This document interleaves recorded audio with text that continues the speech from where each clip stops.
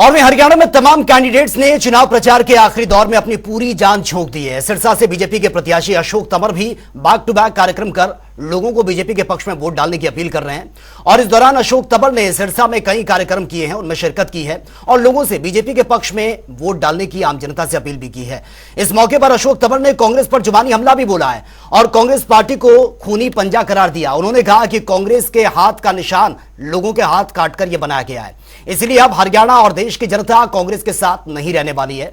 साथ ही अशोक तंवर का यह भी दावा है कि सिरसा समेत सभी 10 की 10 सीटों पर बीजेपी को जनता भारी समर्थन से जिताने जा रही है और भारी मतों की हमारी जीत भी होगी। 10 की 10 सीटों पर कमल खिलेगा।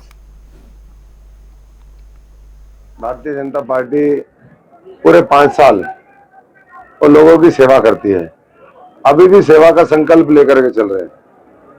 चुनाव तो सिर्फ ये दूसरे जो दल है वो सिर्फ चुनाव के लिए आते हैं, चुनाव सिर्फ चुनाव में दिखते हैं और चुनाव के बाद बरसाती मेंढक की तरह गायब हो जाते हैं। तो हम तो लगातार कर ही रहे हैं।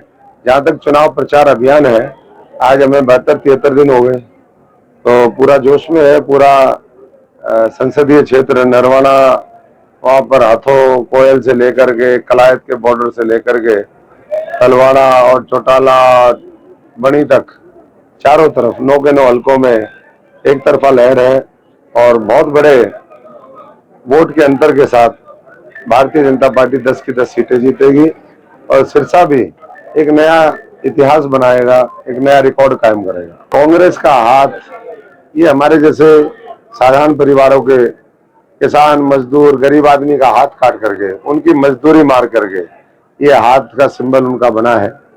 ये कटा हुआ हाथ किसी काम का नहीं है।